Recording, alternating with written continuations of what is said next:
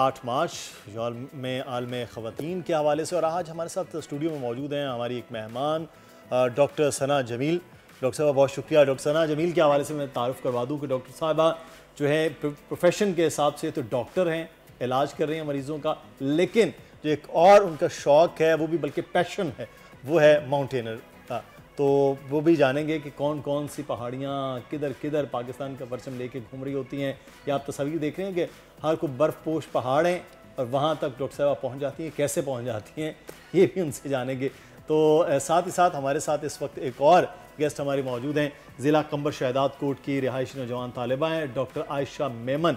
दही सिंध में बच्चों के साथ बदसलूकी, कम उम्री की शादी और ख़वातीन के इलाज के हुकूक समेत दीगर मसाइल पर खुलकर बात करती आई हैं और आगाही फराहम करती हैं। उन्हें मुताबिक बैन अक़वामी अवार्ड से भी नवाजा गया है। डॉक्टर साहब बहुत शुक्रिया, आपने वक्त दिया और आज का दिन ख़ासतौर पर आपसे इस हवाले से गुफ्तगू करेंगे। लेकिन डॉक्टर साहब आपसे आगाज़ करते हैं। आपसे पहले भी जब भी हम बात करते हैं एक बड़ी मोटिवेशन मिलती है कि माउंटेनर हैं आप, मदर हैं आप, प्रोफेशन डॉक्टर हैं, घर भी संभाल रही है, ये सब कैसे हो रहा है? कैसे लेती हैं इतना सब कुछ? मैं हमेशा इसी क्योंकि सवाल काफ़ी पूछा जाता है कि कैसे सारा हो जाता है। शौक़ की बस बात होती है। शौक़ आपको किसी भी चीज़ का हो, अगर आप डिटरमिनेंट हो, आप एडमेंट हो, आपने ये पुख्ता इरादा कर लिया कि जी आपने करना है ये लाइफ में, तो there is nothing that can stop you. आपके रास्ते खुद ही जो है वो खुदा अल्लाह ताला बनाते रहते हैं और अज़म बस आपके जो है वो पुख्ता होने चाहिए, इरादे आपके मजबूत होने चाहिए। लेकिन उस शौक़ के लिए आपको सेक्रीफाइस बड़ा करना पड़ता है। बिल्कुल ऐसा नहीं है कि मैं बस आराम से, मैंने सोचा कि जी मुझे पहाड़ अगले दिन सर करना है और मैं बड़ी आराम से जी चली गई। मतलब we live in a patriarchal society, we all know that, ठीक है ना, जहाँ पे ख़वातीन को मर्दों के मुकाबले में 3 से 4 गुना ज़्यादा मेहनत करके अपने ख्वाबों को मुकम्मल करना होता है। सो हम जिस फैमिलीज़ में, मेरी फैमिली वैसी है जैसे यहाँ पे 90% फैमिलीज़ होती हैं, it's not easy to convince your family members, your parents, your husband कि आप एक पहाड़ जी करने जा रहे हैं। तो वो ज़ाहिर सी बात है कि उनके अंदर एप्रीहेंशंस होते हैं, खौफ होता है कि पता नहीं कहाँ जाएगी, क्या होगा। वो अपनी जगह ठीक है, like if I keep myself in their shoes, they are absolutely right. हो सकता है कि मैं भी एज अ मदर कल को मेरी बेटी ये शौक पूरा करने जाए तो थोड़ी सी एप्रीहेंसिव मैं भी होंगी। तो आसान नहीं है। उनको कन्विंस किया, उनको बहुत समझाया, थोड़ा उन्होंने सेक्रीफाइस किया, थोड़ा मैंने कॉम्प्रोमाइज़ किया, तो जाके ये जो है मेरा शौक पूरा हुआ। और जब पहली बार जब मैंने पहला अपना जब एक्सपेडिशन कंप्लीट किया था, दैट वाज इन 2021। इतना पुराना टाइम नहीं है, बिकॉज छोटे मोटे जो ट्रेल्स हम करते हैं उसको मैं अपने उसमें काउंट नहीं करती, बिकॉज ये मेरा मेजर जो पहला था that was K2 base camp जो मैंने किया था पहला। और जब मैंने K2 की बात मेरी आज तो ख्वाहिश है कि मैं करूं। आप जरूर कीजिएगा। मेरा बेस्ट, मतलब one of the best expedition that I ever had. उसी साल हमारे अली सतपारा बहुत बड़े माउंटेन लेजेंड हैं, उनकी बेसिकली वहाँ पे K2 में डेथ हो गई थी विंटर एक्सपेडिशन में। तो एक बड़ा खौफ हरास फैल गया था कि पता नहीं K2 है क्या है। तो फैमिलीज को या किसी को बताती थी यार मैं K2 बेस कैंप करने जा रही हूँ, वो लगता था कि उनको ये लगता था कि चोटी सर करने जा रही है। They did not know the difference between doing a base camp and summiting a peak. तो मैं कहती थी नहीं, मैं am just going to the base camp. लेकिन बेस कैंप में कैसे पता लगा कि ये शौक मेरे अंदर है और मुझे ये करना है? ये पहाड़ों से बचपन से कुछ एफिलिएशन है। आई don't know what was that कि जब मैं पहाड़ों को देखती थी, मैं जब जाती थी मुझे उनसे पता नहीं, I don't know, there was some special sort of attachment with those mountains. और मैं हमेशा ये सोचती थी कि मुझे इन पहाड़ों के करीब से जाके इनको देखना। I want to see this mountains up close and personal. मुझे देखना है कि इनके बेस कैंप में जाके दुनिया कैसी दिखती है, इनकी चोटी पे जाके दुनिया कैसी दिखती है। एक हमेशा सवाल होता था।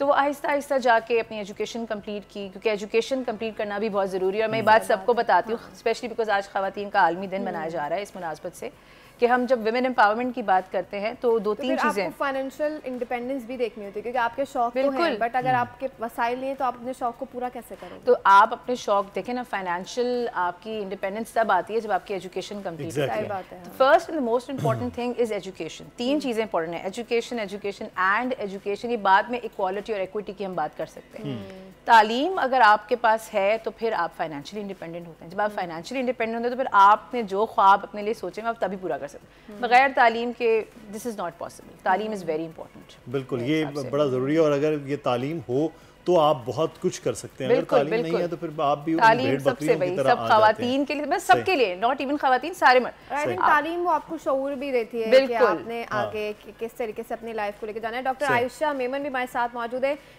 Doctor Ayesha, thank you so much for joining us. माशाल्लाह आप जो है वो NGO चला रही हैं और ख़वातीन के हुकूक की बात कर रही हैं, तो ये तमाम तर जो आपका एक्सपीरियंस रहा है, आपने किस तरीके से इसका आगाज़ किया और किस तरीके से आपने सोचा कि मुझे औरतों के हुकूक के लिए बोलना है और उनके लिए कुछ करना है? Thank you so much for having me. Conversation for change जो मेरी एक ग्रास रूट ऑर्गेनाइजेशन है, वो चाइल्ड अब्यूज़ और वुमेन हेल्थ रिलेटेड काम करती है। तो मैं समझती हूँ कि ये जो मेरा काम था वो मेरी इनबर्न एक कमिटमेंट थी कि मुझे अपनी सोसाइटी में सर्व करना है आउटसाइड ऑफ मेरे प्रोफेशन के। तो ये कमिटमेंट मेरी बचपन से थी कि कुछ डिफरेंट करना है ताकि मेरी कम्युनिटी को मुझ पे प्राउड हो, ताकि मेरी कम्युनिटी के लोग मुझसे इंस्पायर हो। अच्छा डॉक्टर आयशा साहिबा, अब मतलब आपने ये स्टार्ट तो कर लिया और आप कर रही हैं, आपको क्या लगता है कि पाकिस्तान में अभी और हमारे मुआशरे में किस चीज़ की कमी है जो हमें मज़ीद हाईलाइट करने की ज़रूरत है? बिकॉज आज यौम ख़वातीन मनाया जा रहा है, तो क्यों ना हम उन इशूज़ को भी हाईलाइट करें जो कि हमें कम करने की ज़रूरत है अपने मुआशरे में। हाँ जी, thank you so much for raising this question. मेरे हिसाब से इश्यूज को एड्रेस करना एक बहुत बड़ा मसला। आज जैसे कि वुमेन एम्पावरमेंट डे है, तो मैं चाहती हूँ कि हमारे जो लोग हैं, जहाँ पर कहीं पे भी इनजस्टिस वगैरह हो रहा है, एटलीस्ट अगर आप उन पे काम नहीं कर रही तो एटलीस्ट आप उन्हें एड्रेस करें, वो हम तक पहुँचाए, वो मीडिया तक पहुँचाए, वो गवर्नमेंट लेवल तक पहुँचाए कि there is something that is happening bad, और लोगों को जाकर वहाँ पर कुछ काम करना चाहिए। क्योंकि एक लेक ऑफ इंफॉर्मेशन है, एक लेक ऑफ अवेयरनेस है उन एरियाज में जहाँ पर जब तक वहाँ पर कोई आए ना और हमें बताए ना कि वहाँ पर कुछ गलत हो रहा है और लोग वहाँ पर एड्रेस और एडवोकेट ना करें, तो मेरे हिसाब से ये बहुत बड़ा एक प्रॉब्लम है जो कि लोगों को जाहिर है कि वो फेस करना चाहिए। अच्छा डॉक्टर आयशा, एक चीज़ मैं यहाँ पे आपसे जानना चाहूँगा, हर साल हज़ारों की तादाद में, लाखों की तादाद में डॉक्टर्स मेल फीमेल निकल रहे हैं अपनी जॉब के लिए, बाहर जा रहे हैं स्कॉलरशिप्स पे, जॉब के लिए डिफरेंट। आपको ये क्यों ख्याल आया कि आप अपने एरिया में वहाँ रहें, लाड़काना के इर्द गिर्द जो फार अवे एरियाज हैं वहाँ पर पहुँचें और इन इश्यूज़ पर काम करें, ये क्यों ख्याल आया? देखिए, जब मैं मेडिकल प्रोफेशन में जा रही थी उससे पहले भी मेरा कुछ यही था कि मुझे एक सोशल एक्टिविस्ट बनना है, क्योंकि जिस सोसाइटी में से मैं बिलोंग करती हूँ वहाँ पर लड़कियों को बाहर जाने की इजाज़त नहीं है। वहाँ पर एक लड़की को बाहर एक इंटरनेशनल स्कॉलरशिप पे तो बिल्कुल ये सवाल ही नहीं रेस होता। तो मुझे पता था कि I need to make a change, क्योंकि मेरी फैमिली तो मुझे सपोर्ट कर रही थी मगर मेरी सोसाइटी मुझे सपोर्ट नहीं कर रही थी। सिमिलर बहुत ज़्यादा केसेस थे लड़कियों के मेरी एरिया में। तो एक कमिटमेंट थी मेरे अंदर कि कुछ ऐसा करना है ताकि मेरी सोसाइटी को प्राउड हो, ताकि फिर जो मेरी एरिया में जो भी लड़कियां हैं वो इंस्पायर होके, उनके पेरेंट्स इंस्पायर होके उसे एटलीस्ट बाहर ना जाने की इजाज़त ना हो तो भले वो एजुकेशन परस्यू करने की इजाज़त हो। तो वो एक कमिटमेंट थी कि मुझे एक एग्जाम्पल क्रिएट करना है साइड ऑफ मेरे प्रोफेशन। और ये एक मेरा रिमाइंडर मेरे डॉक्टर्स को भी होता है जब भी मैं नॉर्मल डिस्कस करती हूँ कि प्लीज़ आप कुछ तो करें अपनी कम्युनिटी के लिए। एक वॉलंटियर सर्विस और कम्युनिटी सर्विसेज आपकी प्रोफाइल को भले ना छोड़ दें उस चीज़ को, मगर सोसाइटी का आप पे बहुत बड़ी रिस्पॉन्सिबिलिटी है, क्योंकि आप जब आप एक कम्युनिटी में पैदा होते हो कि ये आपका एक प्रॉमिस होता है कि आपको उसकी बेहतरी के लिए कुछ ना कुछ करना होता है। बिल्कुल। और डॉक्टर्स का तो मैं ये कहता हूँ कि वो अपने प्रोफेशन में भी जब काम कर रहे होते हैं तो वो कम्युनिटी के लिए काम कर रहे होते हैं अपने प्रोफेशन के साथ साथ, क्योंकि ये भी एक जो काम है वो एक्स्ट्रा उनके चल रहा होता है। हमारे पास दो डॉक्टर्स इस वक्त में, डॉक्टर आयशा भी और डॉक्टर सना भी। डॉक्टर सना, आप जब हम बात करते हैं आपके माउंटेनर के हवाले से, अभी नेक्स्ट क्या भी प्लान है, जा रही हैं आप? हाँ जी, इंशाल्लाह इस साल। अच्छा, मई जून, यस। तो यहाँ कैसे टाइम निकालना और जाना, ये बात पूछो। और छुट्टियाँ कैसे मिल जाती हैं, because you are working as a doctor as well? या दैट्स अ गुड क्वेश्चन। इदारा भी आप कैसे जहाँ खासा ज़्यादा काम होता है, सीरियस मरीज होते हैं, SIUT? छुट्टियां हम डॉक्टर्स को बहुत कम मिलती हैं। ठीक है, यही सवाल पूछा जाता है कि आप डॉक्टर होके कैसे ये काम कर रही हैं। तो वही बात है कि पैशन है, शौक़ है, तो छुट्टियां जो है वो अपनी तनख्वाहें कटवा के अनपेड लीव्स के साथ जाना पड़ता है, ताकि मतलब वो काम भी चल रहा है साथ साथ प्रोफेशन ऑब्वियसली, उसके बगैर अगर मेरा प्रोफेशन नहीं होता तो मैं आज यहाँ नहीं होती।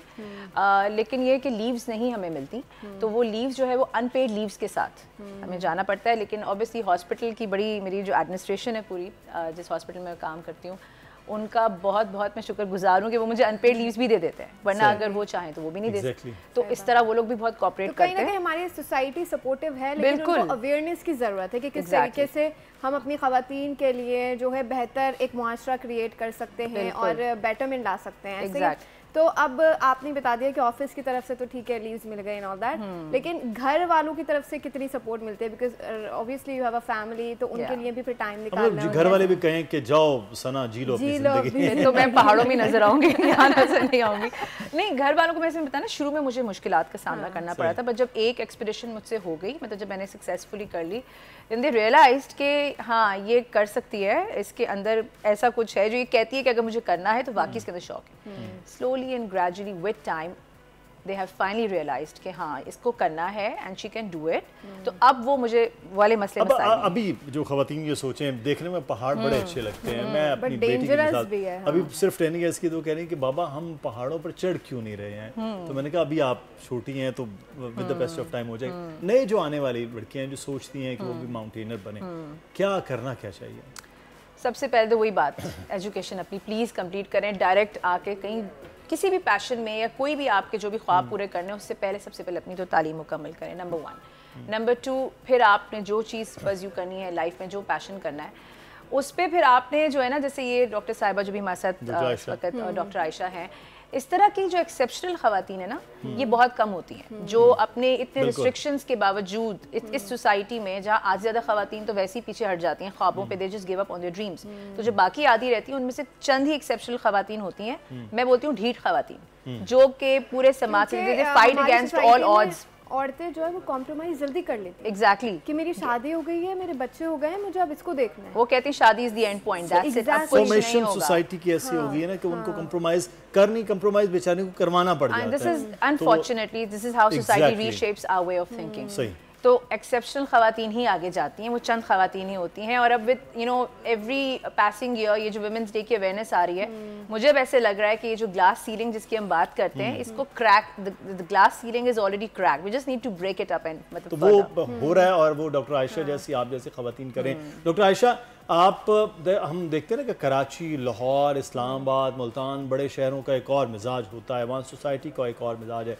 इसी तरह अगर हम छोटे शहरों में जाते हैं जहाँ आप भी काम कर रही हैं, वहाँ का बिल्कुल एक माहौल डिफरेंट है। तो वहाँ आपके इस काम के बाद कितनी मोटिवेशन बाकी आपके दोस्त या नीचे जूनियर्स या बच्चियाँ जो इस वक्त स्कूल कॉलेज में पढ़ रही हैं उनको मिल रही है कि हाँ हमें भी ये करना है और अपनी सोसाइटी के लिए और अपने आप के लिए कुछ करके आगे बढ़ना है?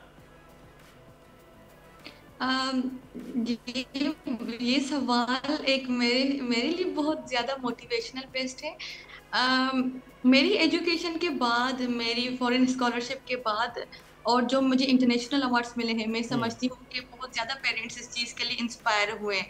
वो लड़कियाँ जिन्हें कोई वे नहीं पता था कि मुझे कहाँ पर जाना है, कौन सा वे परस्यू करना है, और यू नो करियर काउंसलिंग की भी नीड थी उन लड़कियों को। तो मैंने वो स्कॉलरशिप बेस्ड वो सारे सेशंस भी किए हैं अपनी ऑर्गेनाइजेशन के साथ। तो बहुत ज़्यादा इंस्पिरेशन हमारी लड़कियों को मिली है और अल्हम्दुलिल्लाह वो कहीं MBBS परस्यू करिए, कहीं कोई मेडिकल फील्ड परस्यू करिए। और मेरा तो ये भी होता है कि अगर आप मेडिकल नहीं परस्यू करना चाहते तो कुछ और करें, मगर एजुकेशन अपनी पहले कंप्लीट करें, उसके बाद वो इम्पेक्ट करें। बट एक चीज़ होती है जो मैं हमेशा लोगों को कहती हूँ और अपने स्टूडेंट्स को कहती हूँ कि प्लीज़ आप एजुकेशन के अलावा भी हमारे पास कुछ घंटे होते हैं जो कि हमें सर्व करने हैं, जो कि हमारी एक रिस्पॉन्सिबिलिटी है। जैसे फ्लड के दौरान, कोविड के दौरान ये कुछ पीरियड था जहाँ पर हमारे स्कूल्स वगैरह बंद थे। ये वही टाइम था जहाँ पर हमारी कम्युनिटी को हमारी नीड थी। तो इंस्पिरेशन बहुत ज़्यादा मिली है और अल्हम्दुलिल्लाह यहाँ पर भी काफ़ी ग्रास रूट ऑर्गेनाइजेशन मेरे बाद बहुत बनी है।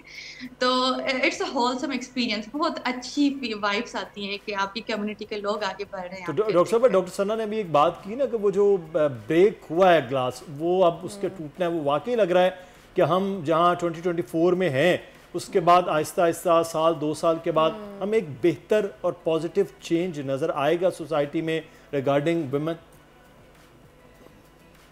हाँ जी, देखिए मैं तो इन विलेजेस में भी काम करती हूँ, उन विलेजेस में जहाँ पर कुछ भी नहीं पता होता, स्कूल्स में भी गई हूँ जहाँ पर बच्चों को गुड एंड बैड टच का भी नहीं पता होता।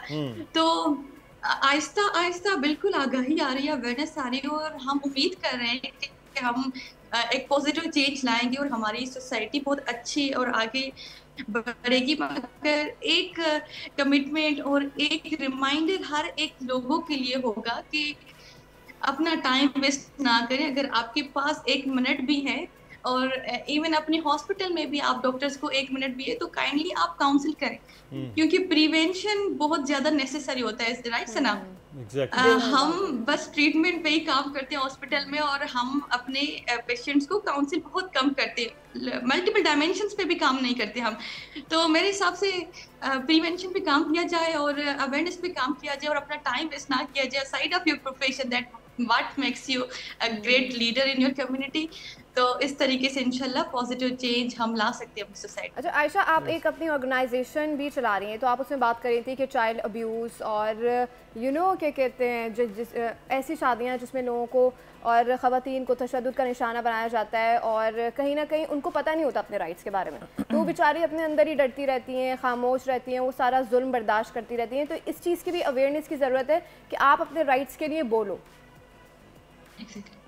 एग्जैक्टली ये तो कुछ राइट है जो हमारे इनफेंट राइट है, और लड़कियों को, औरतों को तो पता ही नहीं होता। उसके अलावा मैं रिप्रोडक्टिव हेल्थ राइट्स पे भी काम करती हूँ, जहाँ पर उन्हें ये नहीं पता होता कि हमारी बॉडी में कुछ चेंजेस आएंगी एज के साथ, और कुछ प्रिवेंटिव बेस्ड कुछ वो चीजें हैं जहाँ पर हमें अपनी बॉडी को प्रायोरिटाइज करना है, क्योंकि उन विलेजेस को में तो वो अपने आप को देखती नहीं, वो अपनी बॉडी को तो बहुत कंप्रोमाइज करती है, अंडर एस्टिमेट करती है उन्हें। तो बिल्कुल मेरा काम इन चीज़ों पे ही होता है कि उनको एटलीस्ट अपने राइट्स के लिए बताऊं। और ये काम जो है वो बहरहाल आप ज़बरदस्त कर रही हैं। डॉक्टर आयशा, आपका भी शुक्रिया। डॉक्टर सना हमारे साथ मौजूद थी, और नेक्स्ट वेंचर के लिए बेस्ट विशेस। जब आप वापस आएंगे तो फिर आपसे पूछेंगे कि कैसा हुआ। डॉक्टर सना जमील, आपका भी बहुत शुक्रिया। सब्सक्राइब करें और बेल दबाएं ताकि कोई खबर रह न जाए।